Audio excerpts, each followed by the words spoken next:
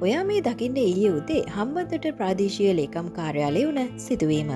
දින ගණනක් තිස්සේ රස්තියාදු වුණත් තමන්ගේ කාර්යභාරය ඉටු කරලා නොදීම හින්දා එක්වරම කුපිත වූ මේ පුද්ගලයා එතන තිබුණු පුටුවක් අරගෙන වීදුරු ඔක්කොම කුඩු කරන ආකාරය තමයි ඔයා මේ දකින්නේ.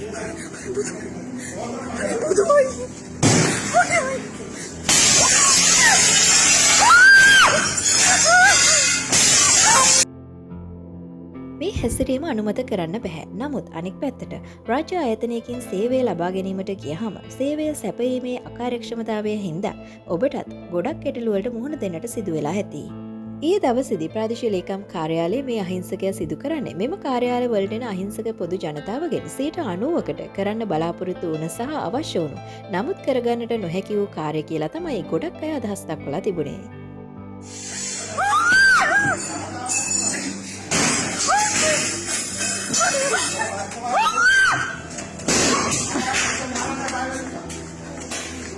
පොදුවේ ප්‍රාදේශීය ලේකම් කාර්යාලයකට හෝ රජයේ වෙනත් ආයතනයකට වැඩක් කරගන්න ගියාම මුලින්ම අහන්න ලැබෙන්නේ අදාළ විෂයබාල නිලධාරියා නොමැති බව.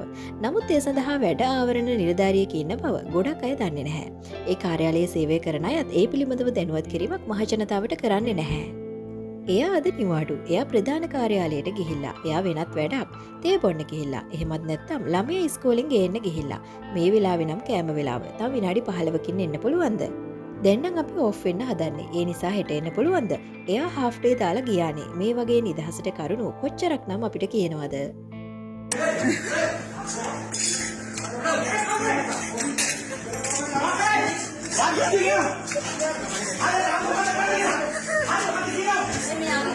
ඒ රාජ්‍ය නිලධාරීන් තමන් ලබාගන්නේ පින්පඩියක් නෙමේ කියලත් ඒ වගේම තමන් ලබාගන්න වැටුප් විශ්‍රාම වැටුප් නිල නිවාස ඉන්ධන දීමනා නිල වාහන ටෙලිෆෝන් දීමනා සෞඛ්‍ය හා රක්ෂණ ආදී දීමනා ලබාගන්නේ මැති ඇමතිවරුන්ගේ හෝ රජයෙන් නෙමේ අහිංසක මහජනතාවගේ බදු මුදලින් බව ගොඩක් අයට අමතකයි.